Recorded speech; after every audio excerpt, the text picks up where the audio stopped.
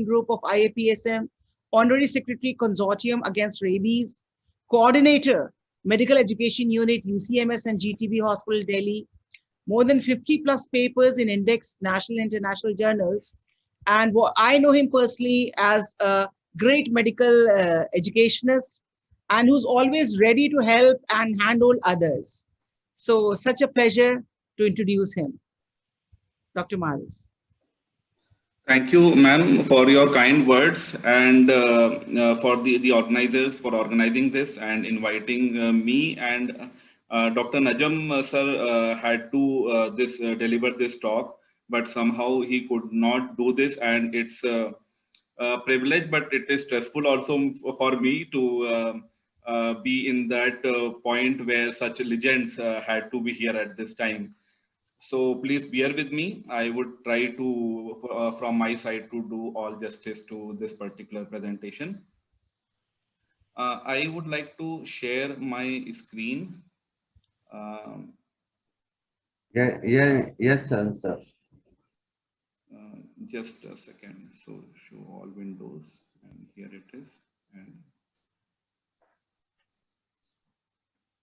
I hope my screen is visible to all. Yes, sir.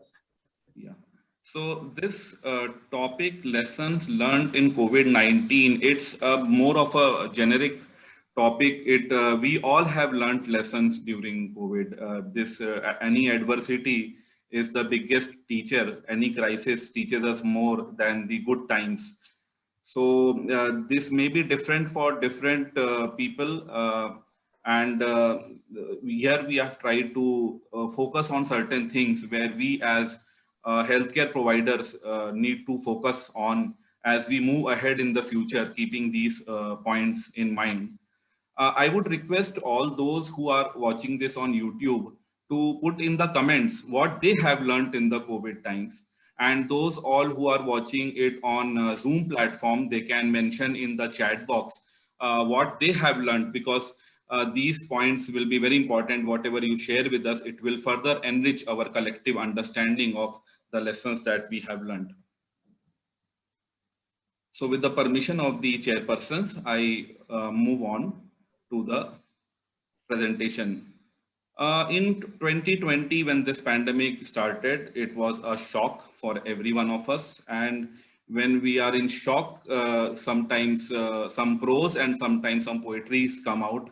And this is how one of the poems I wrote in the initial days of the lockdown, that was waking up to a pandemic. It was published in Research and Humanities in Medical Education.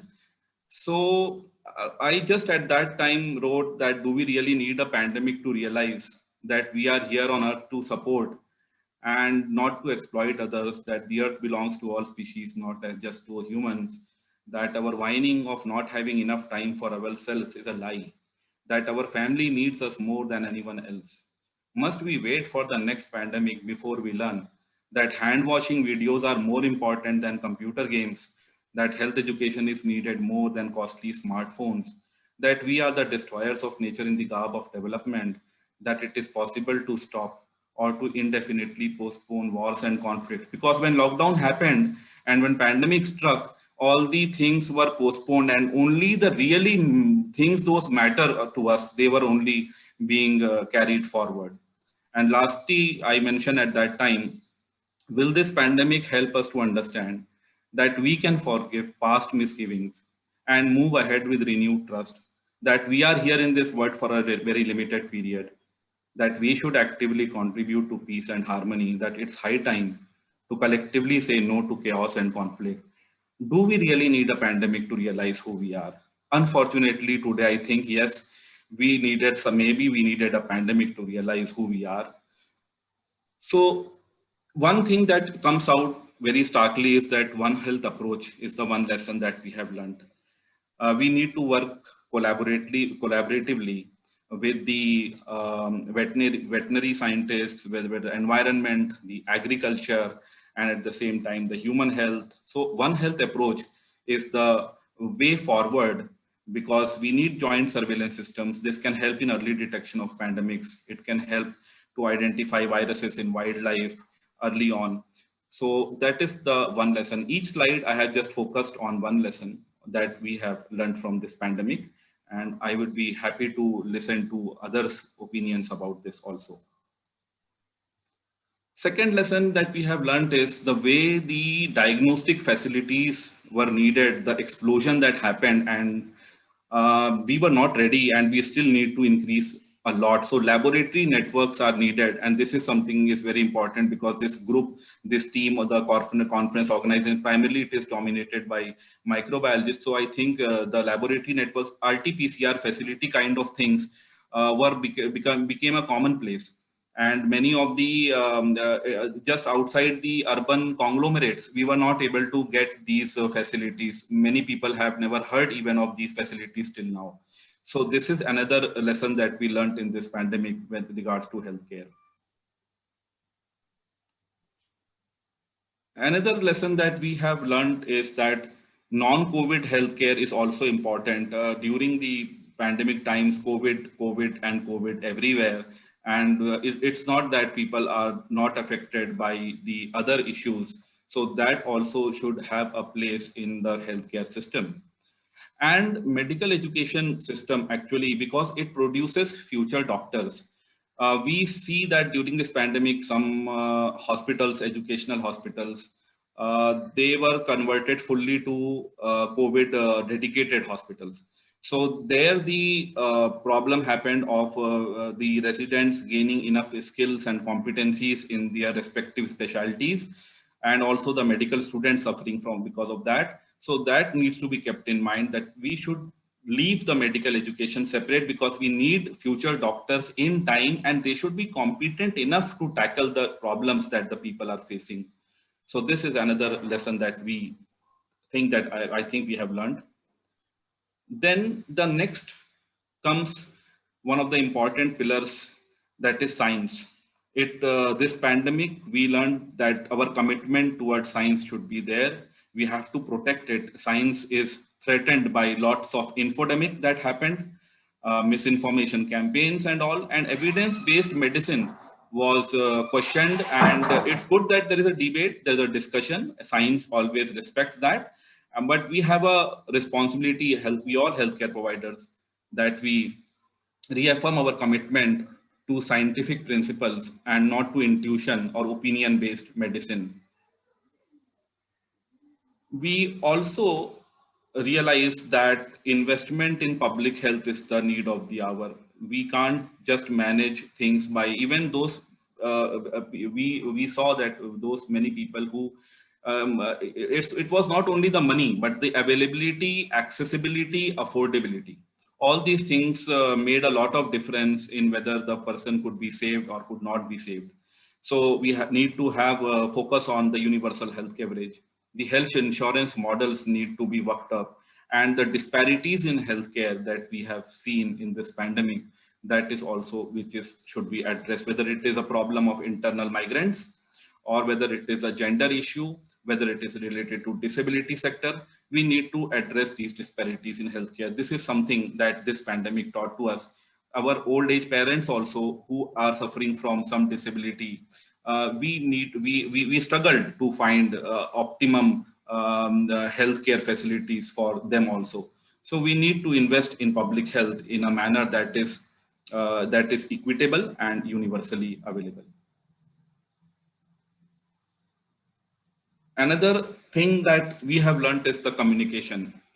There was a flood of webinars, there were social media discussions, regular updates about COVID, and from the personal communication to global mass communication was there. This is something that we need to strengthen upon and take it in a positive direction, because many infodemics also spread because of this particular mass media explosion. But at the same time, the regular updates coming up from reputable institutions and government agencies like ICMR, from AIMS, even from international agencies like CDC, WHO, this all helped us all in gaining a lot of information and managing this pandemic. So I think this should continue, and we should try to take it in a positive way, so that the correct information reaches the correct people, all the people in the time that is there. Then the next what we have learned is preparation is important. When the second wave came, we were to some extent prepared about the protocols, about the management, about PPE and these things, hospital infection control, and some of the, whether it's airborne, so masks are important, and these kind of things we were prepared. But there were other things that we might not have been that much prepared, and we saw the effects of that. So we have to be prepared for these things in future, for pandemic waves that will be coming up for a new feature. Innovation and sharing of research, how the research that was happened between 2020 and 2021, just in 1 year, so much research happened and was shared that it helped us to manage our patients by evidence-based medicine.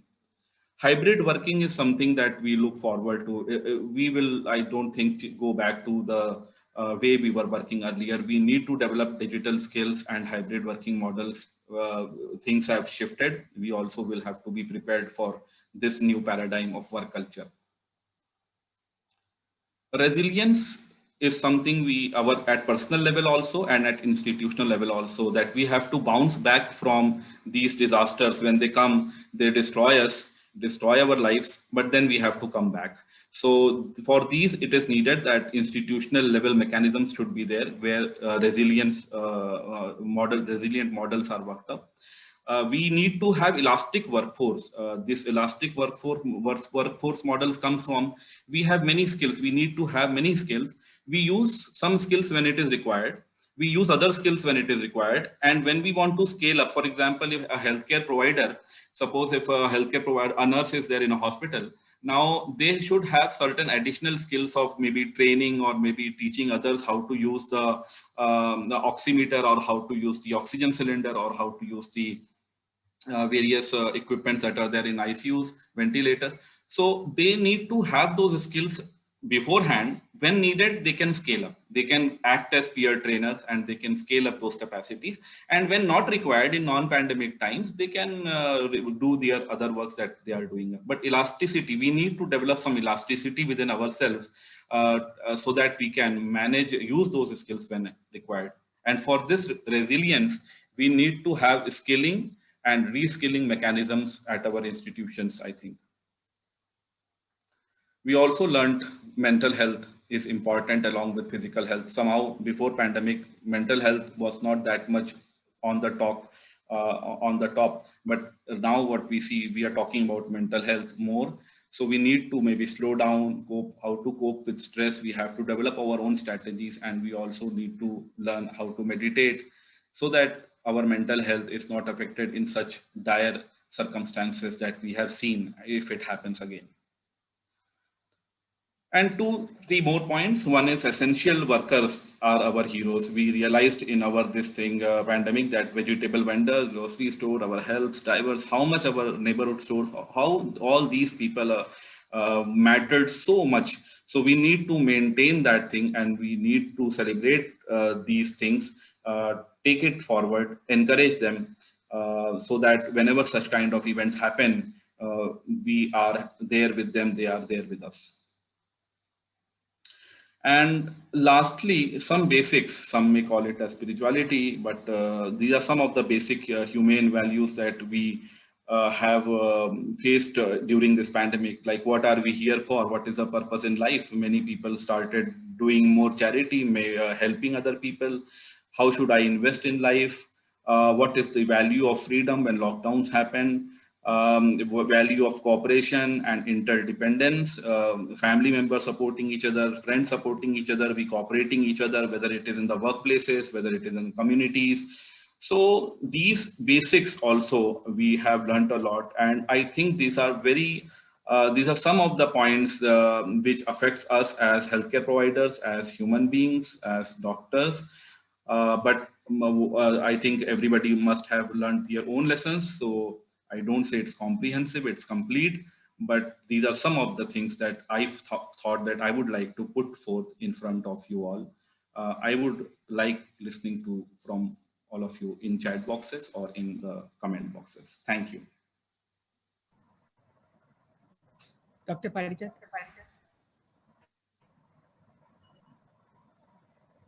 So thank you so much, Dr. Amir. It was a very lucid presentation, what you have practically grasped during the COVID. You have shared all those and expanded to the community and other aspects. To share with you that one more important aspect, before COVID, we have been training the staff for infection control aspects, very, simple things like standard precautions and many other things. But COVID made, it had no boundaries. It spread like anything. But in turn, what it did was it made all of us united. Whether it is the humanity level, whether it is the institutional level, whether it is family. So it taught us love and spread love. It taught us, teach everybody. And to share with you, we enhanced training during, 2020, when it was new at that time. Of course, when we studied microbiology, we studied way back, coronaviruses, its classification, all those things. It was nothing at that time.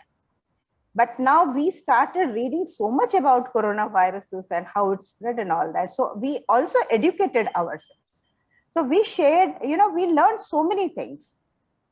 So we had some competition between institutions, and then there was a caption that you need to participate in this event. That was, how did Corona affect your institutes? So we said that Corona tujhe salam, you taught us so many things in our life in 1 year. So that is there from my side, and really very good presentation, elaborative and very lucid. Thank you so